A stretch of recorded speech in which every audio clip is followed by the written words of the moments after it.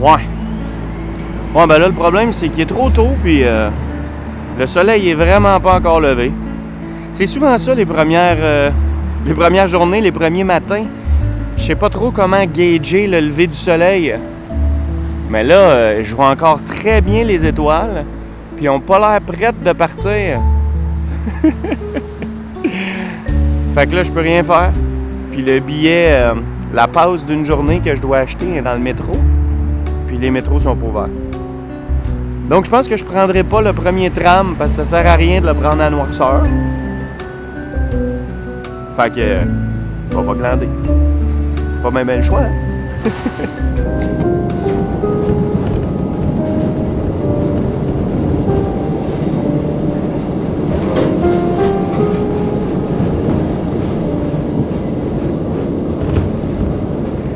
Bon, ben, je viens de terminer ma belle petite ride de tramway, le tramway numéro 28. Malheureusement, j'ai manqué ma sortie ou mon arrêt et j'ai pas pu arrêter sur le belvédère pour voir le lever du soleil, mais comme il y a toujours une raison pour tout, ben, je me dis que c'est bien correct, puis on y retournera pour un coucher de soleil qui va être encore plus beau.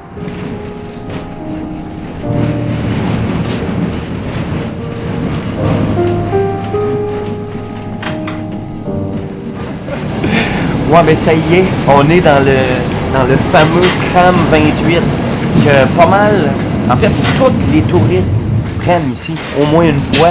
C'est un des emblèmes de la ville. C'est un vieux tramway. Je sais pas de quelle année il date, ça doit dater des années 30 à peu près. Mais là, on monte dans les collines et il y a juste ces petits tramways-là qui sont capables de le faire. Parce qu'on n'arrête pas de tourner un peu n'importe où. Et ben, les rames récentes ne sont pas capables de se promener jusqu'ici. Et là, il n'y a pas un chat, hein, parce qu'ici, en après-midi, c'est bondé, les gens sont debout, parce que les locaux l'utilisent aussi. Mais tous les touristes sont assis sur les côtés, et ils prennent des photos. Ouais. Fait que là, on retourne en direction du quartier de Grassa, que j'ai fait hier. Mais je vais essayer d'aller voir le lever du soleil de là, étant donné que ben, il n'a pas l'air de vouloir se lever encore, et j'ai du temps à perdre. On va aller en haut de la colline, lire un peu, préparer notre journée. Et ouais, un beau petit trajet ici.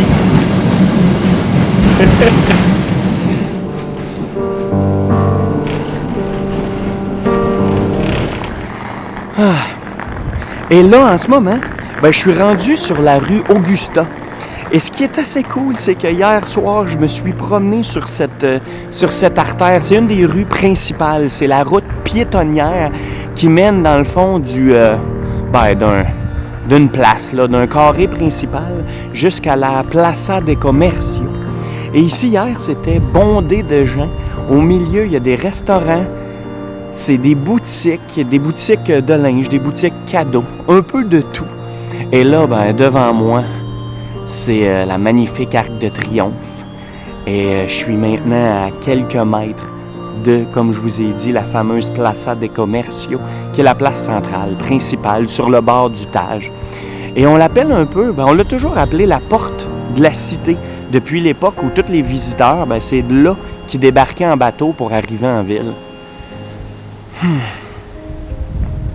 Vous comprendrez aussi que, ben, suite au fameux tremblement de terre de 1755, qui a été suivi par un tsunami, puis aussi un incendie principal, ben, ici où on se trouve, ça date du 18e siècle. Ça avait tout été détruit, donc reconstruit.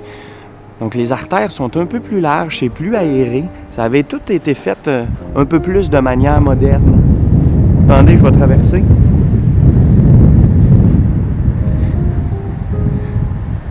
C'est pourquoi le quartier ici est quand même très différent de Grassa ou de l'Alfama ou des quartiers qui étaient en hauteur, parce qu'ils avaient été protégés un petit peu plus par le tsunami. Et là, maintenant que le soleil se lève, ben, je vais pouvoir vous montrer des très belles images. Fait que là, la journée commence vraiment. Elle a déjà commencé depuis un bout, mais là, il y a un peu plus de vie. Les restaurants s'ouvrent, les boutiques... Non, les boutiques sont pas ouvertes. Mais ça commence à vivre un peu.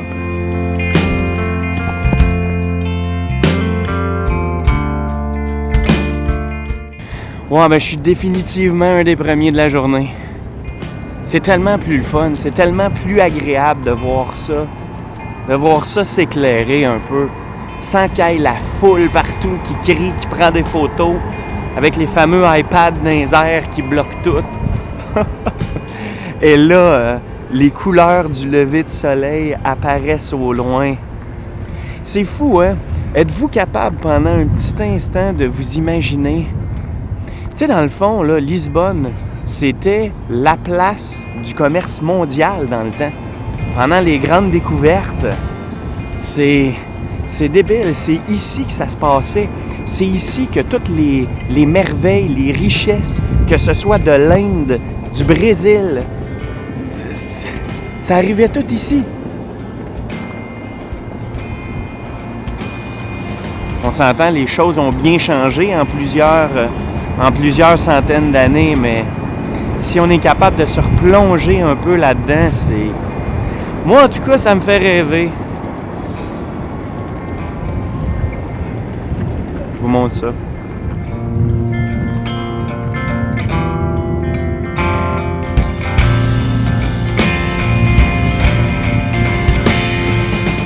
Le 1er novembre 1755, Lisbonne est détruite par un tremblement de terre, suivi d'un raz-de-marée et des incendies qui allaient tuer entre 60 000 et 90 000 habitants, et qui détruit 85 % de la ville.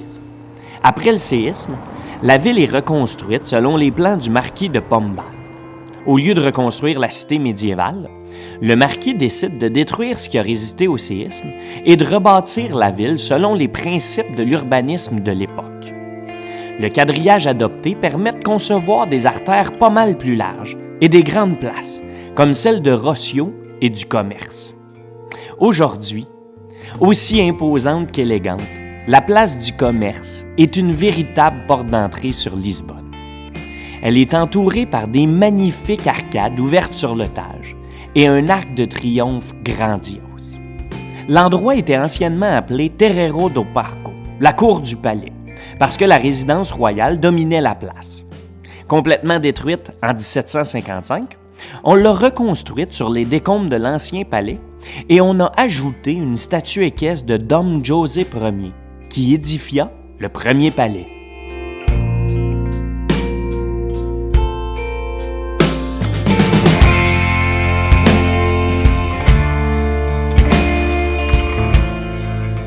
À Lisbonne, on dit que tous les chemins mènent à la Praça Dom Pedro IV, la place Dom Pedro, qui a été le premier empereur du Brésil. C'est une belle place.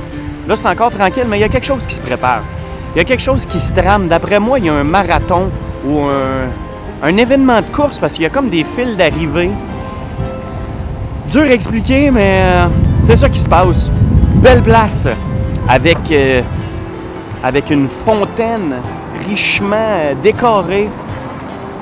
Très, très cool. Et on vient de passer devant l'élévateur spécial de la ville qui ressemble un peu, ceux qui ont l'œil averti, un peu à l'architecture de la Tour Eiffel. Et c'est justement un élève de Gustave Eiffel qui a construit cet élévateur-là. On y va pas tout de suite. On montera pas dedans, mais je connais un tour de passe-passe qu'on peut arriver par en arrière, en haut d'un couvent, puis s'y rendre. Je pense.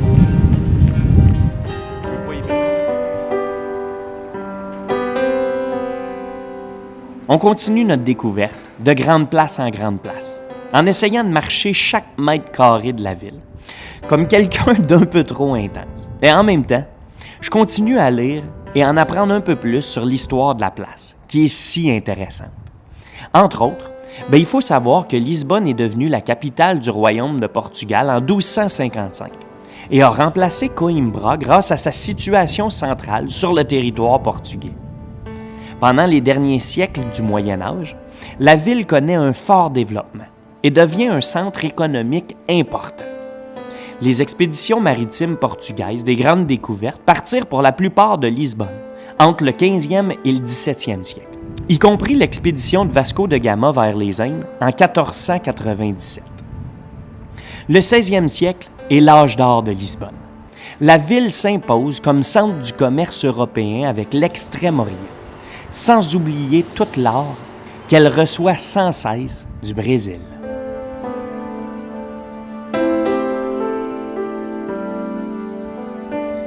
Pour la suite de notre visite, c'est le temps de monter un peu. Question de profiter des belles vues sur la ville.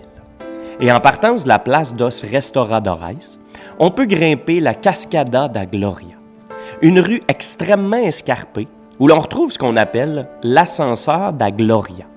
C'est le second plus ancien funiculaire de Lisbonne et il fonctionne depuis 1885.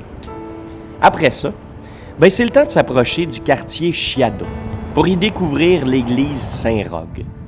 Une vraie petite merveille baroque, construite entre 1565 et 1573. Elle a peut-être l'air de rien à l'extérieur et elle a une façade très austère. Mais quand on y entre, on découvre un intérieur opulent qui croule sous l'or, le marbre et les azulejos florentins.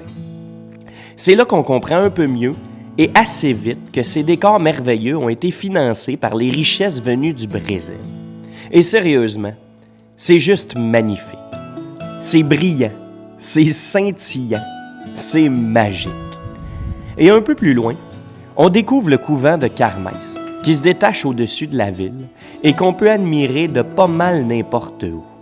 C'est un vivant témoignage des ravages du séisme de 1755, avec ses piliers et ses arches en ruines. Je vous dirais qu'on retourne vraiment dans un moment tragique de l'histoire de Lisbonne. Et juste à côté du couvent, on découvre l'élévateur de Santa Justa, un ascenseur construit dans le centre historique de la ville de Lisbonne. C'est une structure métallo-rivetée, construite en fer forgé et décorée dans un style néo-gothique. La construction a commencé en 1900 pour s'achever 2 ans plus tard.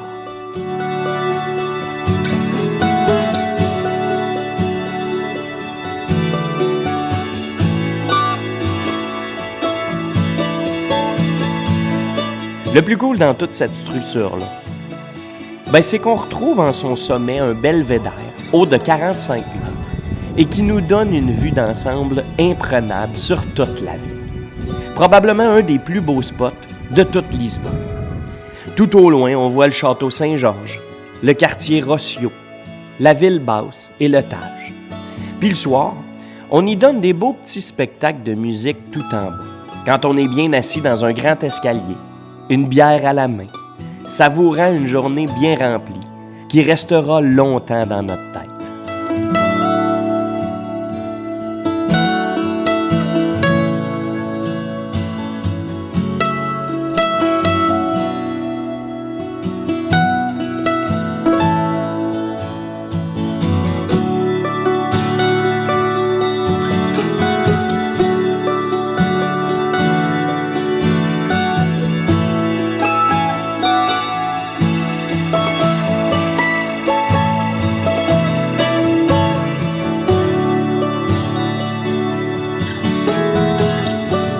Ce qui est cool ici, c'est ce que nous a légué le passé mouvementé de Lisbonne.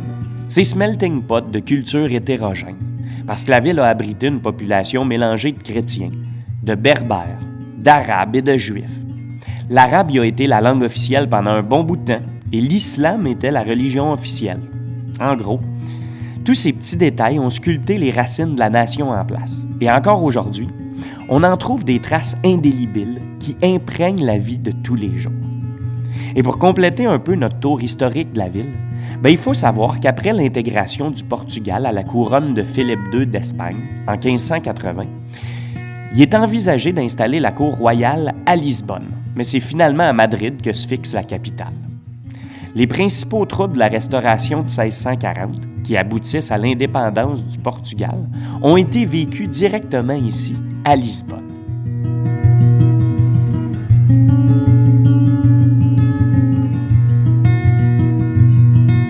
Lisboa est la capitale et la plus grande ville du Portugal. Considérée comme une ville mondiale, elle compte un peu plus de 1 demi-million d'habitants, avec une agglomération qui en compte plus de 2 millions. C'est la capitale la plus occidentale d'Europe continentale. C'est une ville entourée par 7 collines, ce qui en fait pas une place particulièrement facile à visiter, parce qu'on est souvent en train de monter ou descendre des reliefs accidentés, tout en se perdant dans les petites rues qui sont vraiment pas nécessairement toutes droites.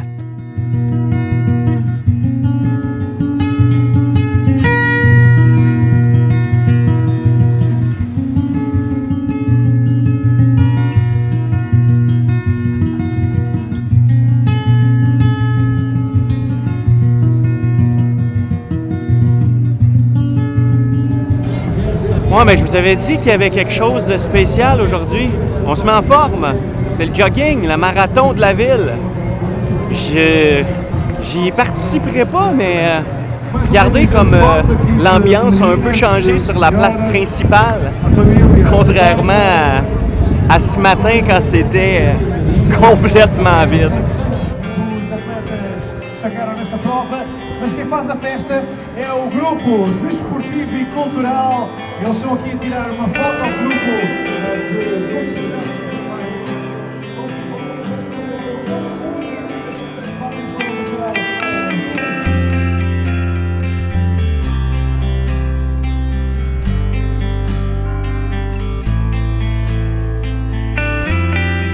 Bon, ben là, je vous dirais que c'est le temps de savourer pour une dernière fois Lisbonne, dans toute sa splendeur. On est bien installé en hauteur, sur un magnifique belvédère, et on regarde la ville tranquillement s'assoupir. Le soleil descend paisiblement, et c'est une autre journée magnifique qui se termine. Demain, on va quitter Lisbonne, et l'aventure va commencer. Une nouvelle aventure merveilleuse qui va nous amener un peu partout au Portugal. Ben, je suis prêt pour cette aventure. Allons découvrir le pays ensemble.